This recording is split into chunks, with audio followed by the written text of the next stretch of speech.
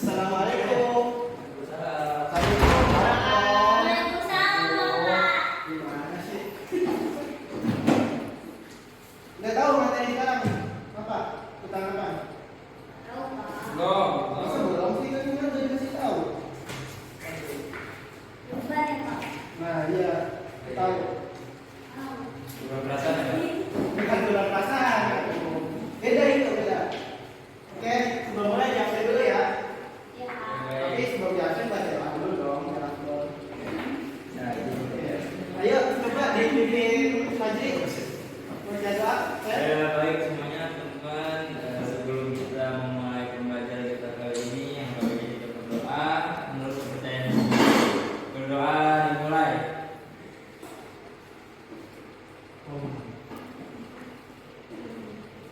Amin. Berdoa selesai. Terima kasih ya Fajri. Sekarang Bapak absen dulu ya. Siapa namanya? Yunus Fajri, Hadir. Angka Karasan, Hadir. Putri Wahidan, Marlina. Hadir, Pak. Ini Marlina namanya Marlina dong? Iya. Kalau singkat banget. Anissa, ada nggak? Iya, Pak. Amin. Oh, sakit. Tadi kapan dia? Tadi. Astagfirullahaladzim. Boleh gitu ya. Oke, kita mulai pelajaran kita biar cepat kan? Biar ringan. Gitu. Oke. Bapak sekarang mau jelasin tentang masalah kurban. Ini ada yang tahu tentang kurban? Beli. Ngomong kambing, ngomong sapi, Ah, ngomong ayam. enggak, ini beda. Bukan itu beda. Itu bukan kurban namanya. Oke, oke. Tentang kurban. Tolong dong slide-nya di ini. Terus, nah, ini pengertian dan dasar hukum kurban. Kurban secara bahasa berasal dari kata qaroba yang mabuk kurban, yang artinya mendekat. Istilah kurban juga sering disebut dengan udhiyah atau duha. Pada asalnya bermakna waktu duha. Ada juga yang memaknai udhiyah dengan permasalahan dengan demikian kurban atau udhiyah adalah mempersembahkan sesuatu yaitu hewan ternak, unta, sapi, kerbau, kambing. Kalau ayam itu nggak masuk ya. Masa iya ayam udah kecil mau ditambah satu orang nggak bakalan bisa, nggak bakalan kuat ya. Yang dimaksud untuk mendekatkan diri pada Allah Subhanahu Wa Taala kurban dianjurkan kepada orang yang sudah mampu ya. Mampu dalam hal ini adalah orang yang mampu mencukupi kebutuhan sehari-hari dan masih mempunyai kelebihan harta. Nah, kalau misalnya adik-adik punya kelebihan harta atau punya saking banyaknya nih ya, kurban nggak apa-apa. Kurban tiap tahun kurban itu nggak apa-apa. Karena ada orang juga, jadi dia tiap tahunnya itu kurbannya makin bertambah gitu. Itu sangat baik.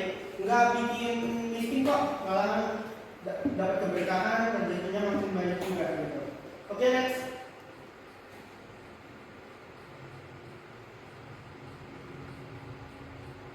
Nah, perawatan.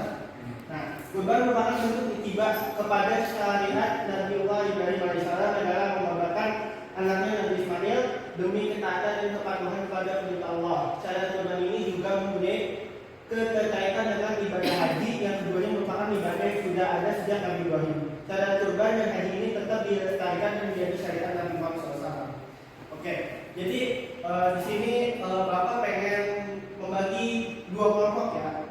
Jadi kelompok satu sama kelompok dua, Bapak ingin kalian itu bisa mempraktekkan atau tata cara kurban atau enggak cerita Nabi Ibrahim sama Nabi Ismail itu gimana? Gitu. Bisa? Bisa nggak? Bisa dong. Dikasih butuh waktu kok. Ayo 5 menit. Bapak gimana kan tadi? Jadi kita aja. Jadi ngejelasin cerita tentang Nabi Ibrahim sama Nabi Ismail. Kenapa bisa jadi adanya kurban? Oke. Nah setelah itu baru kita ke tata cara kurbannya. Setelah ini nanti Bapak akan kasih lihat videonya. Karena kan kita sekarang lagi PPKM nggak boleh kurban karena sapi kami pada di masker. Nggak boleh kurban. Lalu juga apa? Gak usah tegang, oke? Santai.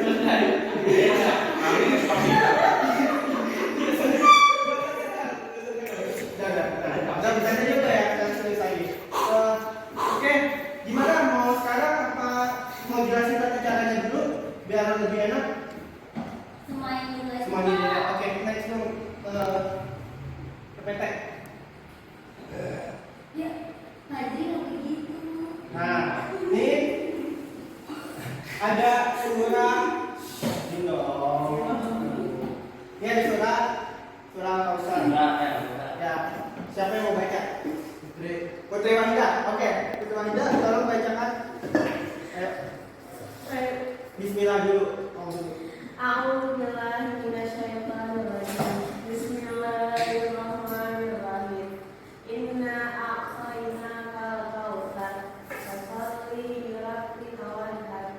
Inna shani'aka huwal abtar. Oke, makasih Putri Wahida. Artinya tolong ulang tadi. Artinya, pertama, sungguh kami telah memberimu Muhammad nikmat yang banyak. Dua, maka karena salat karena Tuhanmu dan berkurbanlah sebagai ibadah dan mendekatkan diri kepada Allah. Yang ketiga, sungguh orang-orang yang membencimu dialah yang terputus dari rahmat Allah. Terima kasih. Menurut Haji yang Putri Wahida. Next up. Nah ini dasar hukumnya. Jadi alasan. Nah ini syaratnya nih. Biar pada tahu udah syarat hewan kurban. Ini perlu karena kenapa? Kita itu di saat kurban itu kita harus tahu syarat yang penting buat hewan itu biar bisa dikurban juga. Gitu. Mana? Ulang. Baik. Nah, dalam kurban ada syarat yang menyangkut hewan kurban. Satu, hewan yang akan dikurbankan hendaknya dipilih hewan yang baik. Jangan yang cacat, jangan yang lain. Pokoknya harus kondisinya baik, umurnya pas, terus badannya juga dagingnya itu harus kita harus bisa tahu dan teliti juga. Nah, dalam berkurban biasa memilih hewan yang besar, gemuk dan bertanduk. Nah, itu penting. Terus yang ketiga, hewan tidak terdapat cacat antara lain seperti buta, sakit, pincang atau kurus, kering. Itu tidak berlaku. Hewan semacam itu tidak boleh untuk berkurban. Jadi misalnya kalian ada duit nih, misalnya berapa juta buat beli hewan kurban. Tapi pas di tempat hewan kurban, misalnya ada nih sapi kurus, terus juga kondisinya nggak baik nih. Nah, itu kamu jangan dibeli, terus juga jangan mau kalau misalnya ditawarin juga, cari yang lebih baik lagi. Karena dari syarat hewan kurban ini itu perlu gitu, nggak boleh sembarangan juga gitu. Nah, hewan yang disembeli harus berumur 5 tahun untuk onta, 2 tahun untuk sapi dan 1 tahun untuk kambing. Itu harus juga dari sini, karena kedewasaan dari hewan juga gitu. Next. Langsung ke tata cara penyembelihan. Langsung tata cara terus. Next.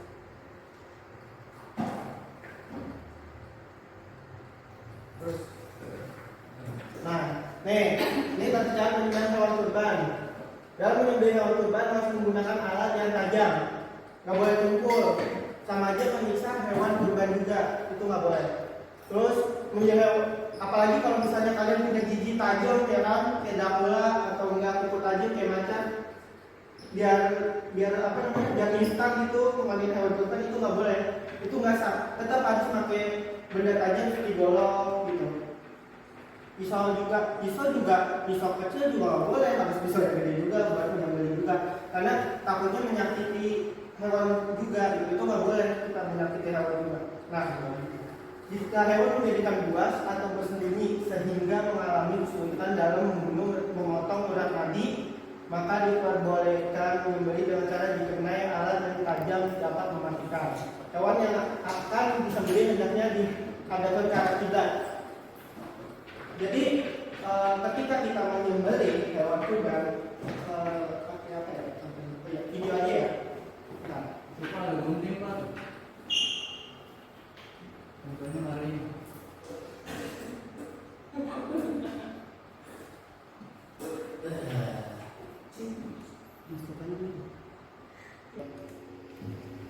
Tata cara penyembelihan. 1. Dianjurkan untuk shahibul kurban menyembelih hewannya sendiri. 2. Menggunakan alat sembelih yang tajam. 3. Dianjurkan untuk didirikan dan diikat kaki depan kiri untuk unta. 4. Untuk selain unta seperti kambing atau sapi, maka dianjurkan untuk dibaringkan di atas badan samping kiri dan menghadap ke arah kiblat. 5. Meletakkan kaki penyembelih di atas leher hewan tanpa menyiksa hewan. 6. Memulai dengan membaca bismillah, wajib, dan takbir, sunnah.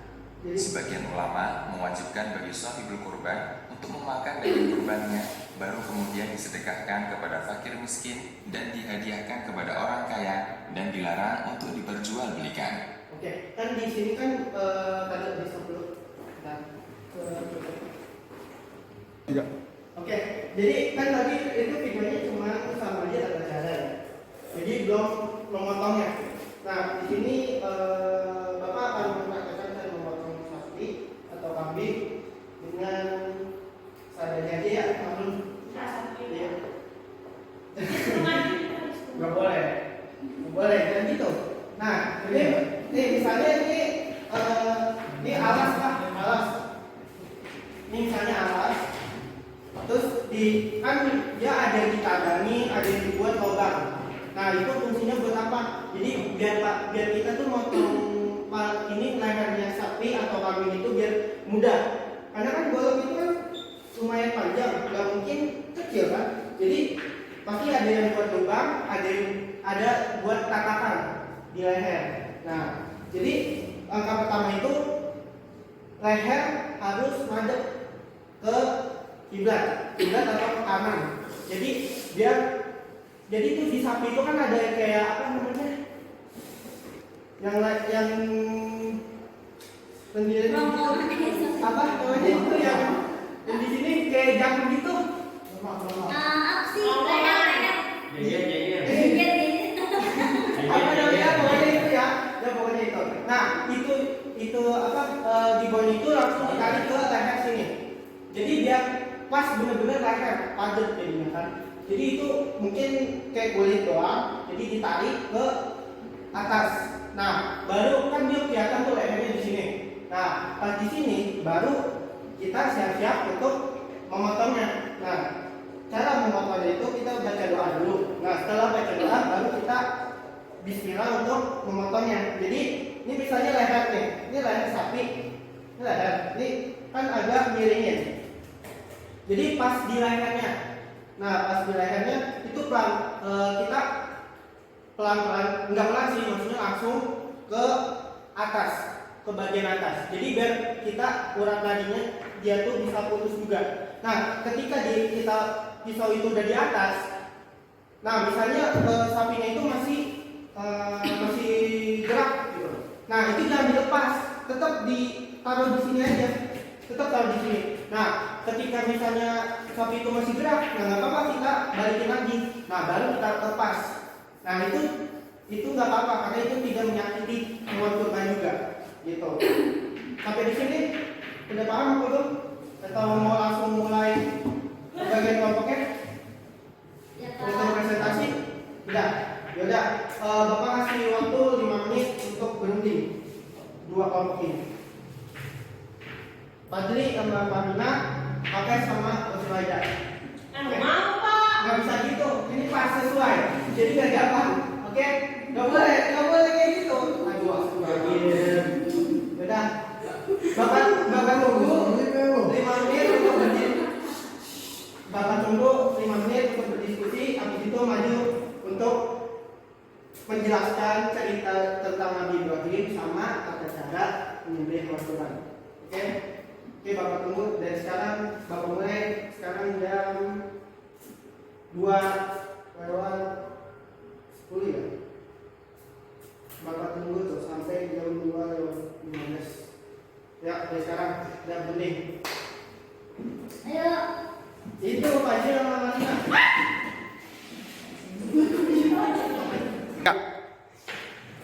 Jadi Gimana? Iya.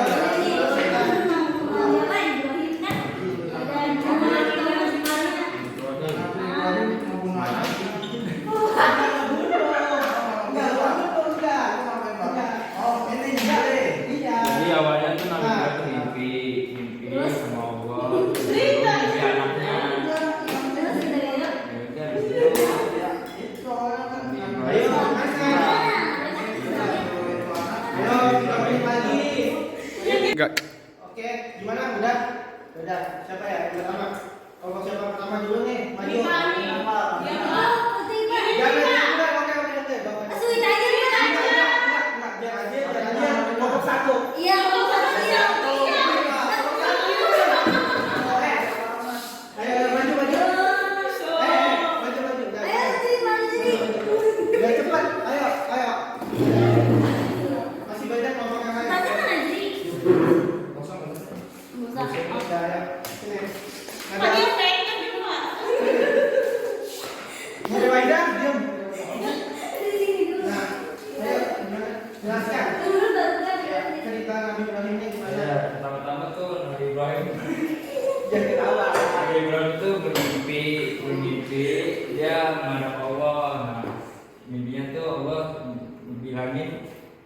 Ibrahim buat nyembelih anaknya Ismail. Ismail. Terus Nah sampai itu Akhirnya nah Nabi akhirnya Ibrahim. nah, Oke.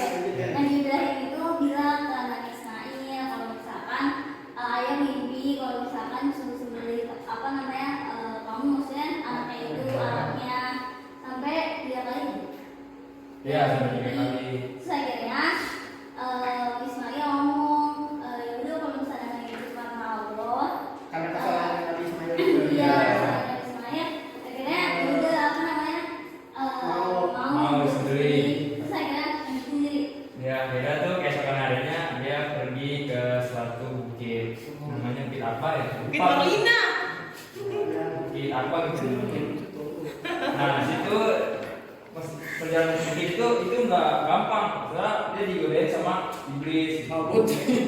Digodain sama iblis itu di dalam perjalanan. Nah, Dengerin, terus dengerin. Nabi Ibrahim itu dia menipu sampai 7 kali kayak di haji itu namanya Lepas jumroh. ya lepas jumroh nah namanya sih.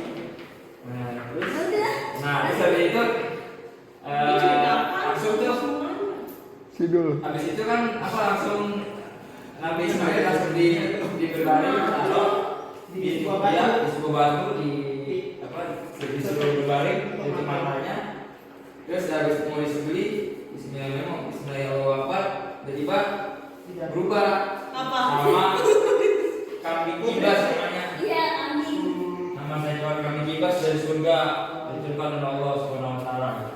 Bagus. udah pak Itu bagus. Itu sangat lengkap, detail dan jelas. Nah sekarang aku dulu cara tunjukin aja gimana. Kan tadi udah dijelasin kok. Tinggal kalian ulangin aja dari tata cara penyembelihannya itu. Gimana? Ayo. iya jadi yang menyembelih kurban itu menggunakan alat yang paling tajam supaya nggak menyakiti hewan tersebut. Terus yang kedua apa itu ada domba-domba apa? Nah ya itu. Tadi kan ada sapi, ada kambing, kan bisa Oh kambing. iya, Yang gampang sapi aja sapi. sapi. Iya kan sapi. Yang gampang aja kambing. Oh kambing. Kalau yang kambing coba jadi potong-potong. Kalau kami sama aja, kita ditaruh, diberbaringi terus kayak di apa ada batu gitu atau apa? Lubang. Iya lubang sama apa sih kayu itu lah buat senderin ke lehernya. Nah situ ya udah diadakan kiblat terus sampai baca Bismillahirrahmanirrahim langsung sembelih. Nggak boleh gesek-gesek gitu nanti takutnya nyiksa. Berarti sekali tarikan aja. Iya sekali. Tapi kalau ketika kambing itu masih hidup atau masih nggak bisa diam gitu, goyang-goyang, Ya, apa itu enggak itu harus ya bener sih harus putus bener-bener putus. Misalnya nggak bener putus sih bener-bener mati. Oh, oke. Iya, gitu. Oke, bagus sekali untuk satu kelompok ini. Kalian harus bisa lebih dari kelompok ini. Ya, oke, jangan dulu. Saya mau Coba. Ya, udah Pak, gitu doang. Iya. Kamu berdua, ayo. Kamu berdua. Harus lebih dari kelompok satu jelasinnya. Kayaknya ini lebih bagus sih. Ayo Putri. Kamu nakal sekali Putri. Dulu Pak. Kamu jangan fashion aja dibagusin. Ya Pak, mana? saya maju mau gila. Gak boleh gitu. Ini kan temen kamu. Kita ayo. Sudah. Dari depan. Ih. Putri. Apa guys? Ya baik. Ya saya akan menceritakan tentang awal mula kurban. Jadi pada awalnya itu Nabi Ibrahim tidur dan akhirnya beliau bermimpi katanya kata Allah, "Wahai Ibrahim, sembelilah anakmu Ismail," kayak gitu. Ya. Lanjutkan. Terus Jangan aja. Terus ya udah Pak, di situ tuh Ibrahim bilang ke anaknya kalau dia bakal dipotong. Nah anaknya kayak apa ya? Ya udah kalau emang ketentuan Allah, dia pasrah di situ. Dan akhirnya terus Jadi Nabi Ibrahim itu mimpi selama 3 kali. Yang kedua kalinya itu Nabi Ibrahim masih tabayun mencari-cari benar atau tidaknya. Dan yang ketiga kalinya itu Nabi Ibrahim langsung menanyakan kepada anaknya yaitu Nabi Ismail AS. Tanyalah pula kepada anaknya, "Wahai Ismail anakku, apakah kau bersedia? Ini perintah dari Allah bahwa ayah ingin menyembelihmu." Terus langsung dijawab sama anaknya Ismail, baik ayah, kalau itu perintah dari Allah, saya akan terima apa adanya karena emang sudah seharusnya seperti itu. Akhirnya udahlah, di situ akhirnya Nabi Ibrahim dan Nabi Ismail ditidurkan di batu, terus langsung tuh mulai membeli. Jadi kira-kira gitu Pak. Oke. Sekarang itu bagus banget. Ya. Sekarang tentang cara menyembelih Tuhan. Coba Putri Aida tadi apa yang sudah menjelaskan menyembelih. Maju sini maju. Saya Pak, saya Putri tiduran. Nggak boleh. Sekarang siapa? Apa gitu kan dia berdisaki. Caranya itu intinya tuh menggunakan alat yang tajam, pisaunya itu nggak boleh kumpul, dan pas nyembelihnya itu tuh nggak boleh, maksudnya apa ya, nggak boleh gesekan berkali-kali. Iya. Intinya harus aja langsung potong dan itu langsung Terus kalau misalnya Hapes nih, Hapes giginya tajam nih, apakah boleh untuk di dia gigit gitu. Iya, apakah boleh untuk menyembelih? Selesai. Dia mau gigit. Enggak. Nah, itu jenis sapi. Oh iya, ceritanya misalnya ada hewan kurban nih, Hapes mau gigit hewan kurban itu, jadi kayak misalnya menyembelih juga. Jadi tapi gigit. Tapi gigit. Iya, apa boleh? Nggak boleh Pak. Nah, kenapa nggak boleh? Wih, nggak tahu deh. Karena itu kan tidak sesuai dengan syariatnya. Oh iya. Jadi kenapa harus pakai yang tajam seperti golok, pisau yang tajam karena tidak menyakiti hewan kurban itu sendiri. Ya. Nah, ketika udah di lehernya dipotong itu kan satu kali satu arah. Nah, ketika hewan itu masih gerak atau masih benar-benar belum putus organnya, itu jangan dilepas, tetap ditempelin. Nah, baru dibalikin lagi, baru dilepas. Ditarik dulu. Iya. Jadi ditempelin. Misalnya masih ada nadi yang belum lepas. Nah, baru diturunin. Nah, kan udah otomatis sudah lepas tuh, baru boleh dilepas gitu. Jadi nggak sembarangan juga untuk menyedaya orang tua. Iya, Pak. Paham nggak? Paham, Pak. Nggak paham Pak, emang. Coba. Oke, kalian bagus sekali berdua. Oke, silakan duduk. Oke, Ya Pak. Oke, banyak-banyak belajar, jangan nongkrong dulu ya. Oke, jadi udah jelas semuanya. Dua kelompok ini udah bagus untuk jelasin ke depan. Terima kasih untuk dua kelompok ini. Oke, sebelum akhiri pembelajaran ini ada tugas buat besok tentang akikah. Nah, kurban sama akikah itu pasti ada perbedaannya gitu. Jadi nanti Bapak kasih tugas cari tahu tentang pengerjaan akikah, tata cara akikah, tata cara pembagian akikah juga. Gitu. Oke, siap nggak? Oke. Yaudah, sekian dari Bapak untuk pelajaran hari ini. Kurang lebihnya mohon maaf atau salah kata. Wassalamualaikum warahmatullahi wabarakatuh. Oh iya, lupa. Doa dulu sebelum akhir. Yaudah, doa dulu. Dipimpin oleh Hapes. Putri, yaudah Putri. Cetan, Putri, pimpin doa. Ya, sebelum mengakhiri pelajaran hari ini, alangkah baiknya kita berdoa dimulai. Amin. Bapak. Oke, makasih Putri Waida. Oke, Putri Waida ajarin ya teman-temannya biar dia tahu ilmu pengetahuan. Oh, iya. Jangan main dulu. Oke, sekian dari Bapak. Wassalamualaikum warahmatullahi